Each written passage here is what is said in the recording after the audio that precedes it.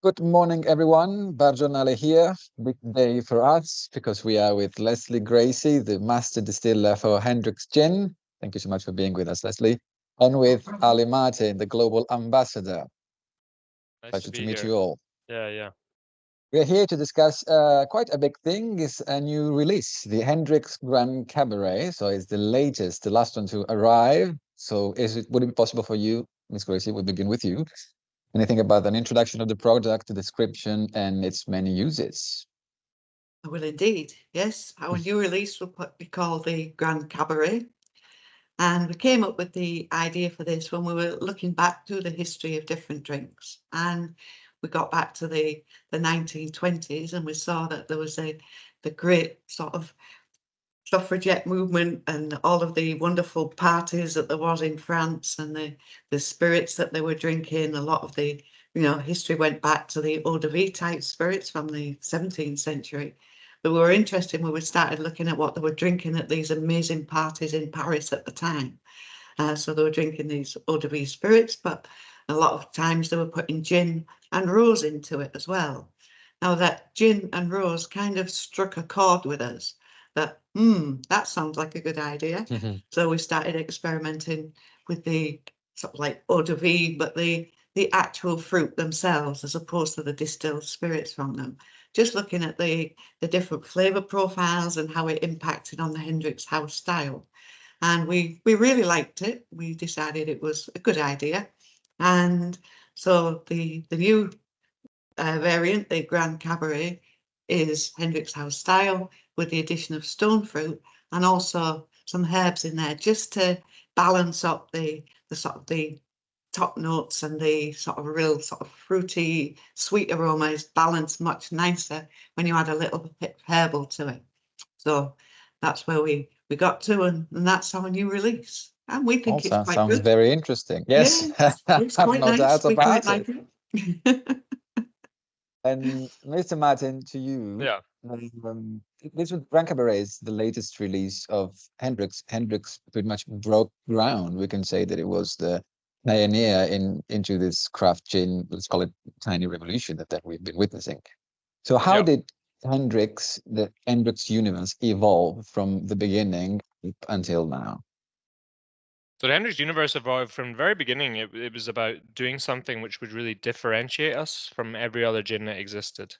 We Mhm. were the new kid on the block. We were like a plucky upstart, and we wanted to do everything within our marketing entirely different.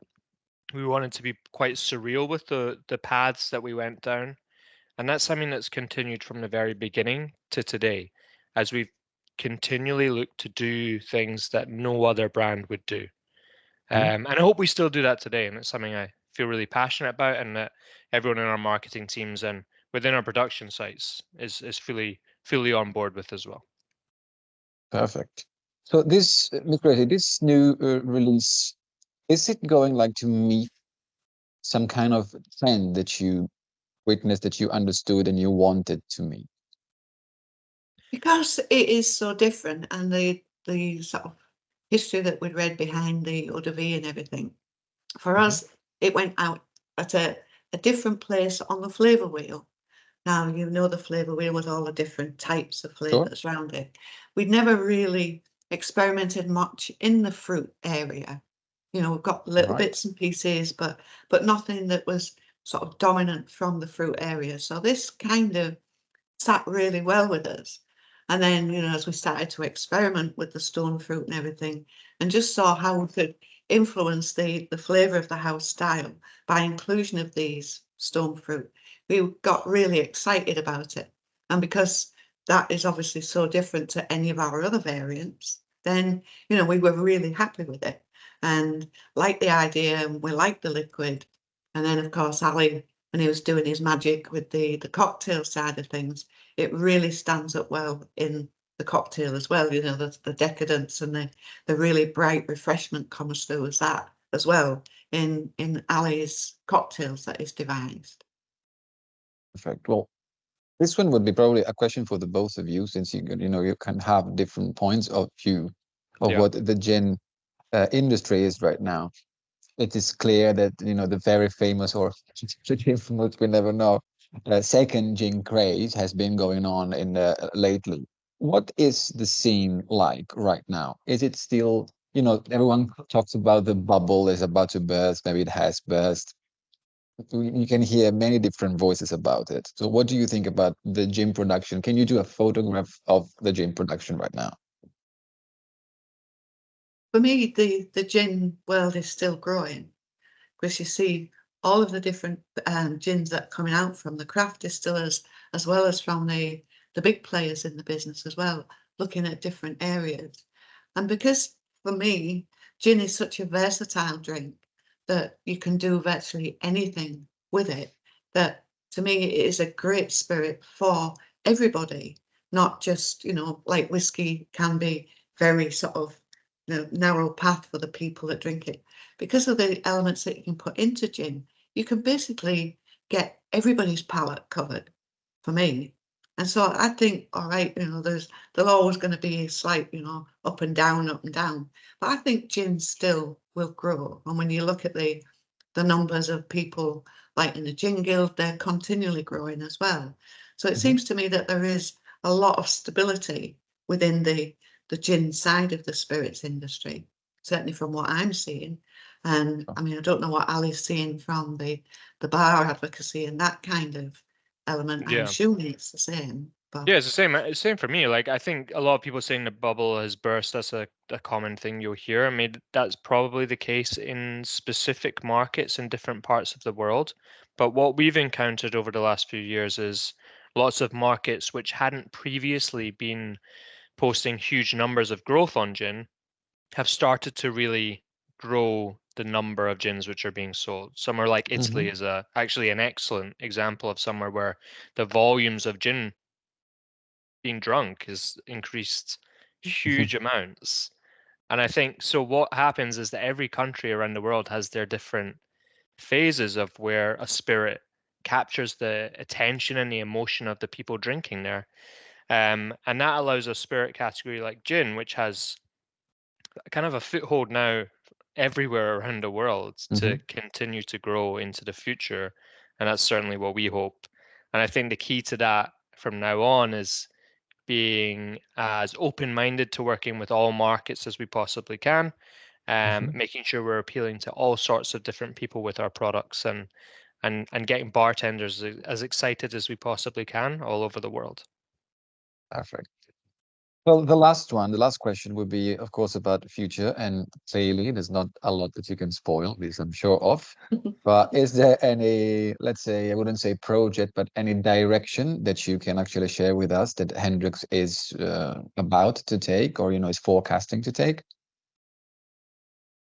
when you look at the liquids that we're developing, we're always going in different directions, but we are always going forward.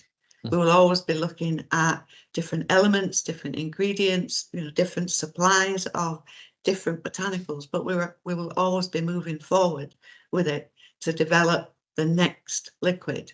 And if suddenly a lot of people start to enjoy a certain drink, then could potentially look at that and potentially just see what it is about that drink that people like, and then see if we could do anything with it. But generally, gin is such a wide-ranging liquid that you can basically do what you want, that we can go in any direction. So we just have fun all the time looking at different liquids. We go off in all sorts of different areas, and we just have fun with it, really.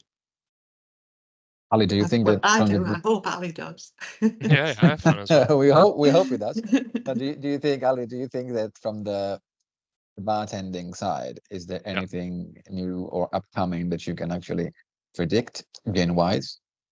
In terms of trends within the bar industry itself, I Correct. think what we'll see is like a rationalization of what sits behind the bar, bartenders being much more selective than they have been on the products that they have back there and the products that they want to use. What we've seen over the last few years, I think, is more and more bars producing their own spirits in-house. I don't know if that's something that's going to continue into the future, because there's a cost which comes with doing that. It's expensive to do, it's hard work to do. And I think bars might tend to really focusing on the spirits, which they truly love, and they want to play around and experiment with those. But I think it's always the same with bars. They always want to be doing new things and pushing boundaries. So it's kind of always impossible to predict where that's going to come. But I think over the last couple of years, you've seen that the world has started to take up and take notice of bartending as a true career, which is something which it wasn't necessarily revered in the same way as chefs were before. But I think it's at this point where it is now in that position, and that's something I'm excited to see grow over the next few years. Perfect. Thank you so much to the both of you. It's been lovely to talk to you. And on behalf of And you as Patronale, well. looking forward to talk to you again. Okay, take care. Nice to meet you, Carlo. Bye. Have a good day. Bye, Bye. Carlo. Bye.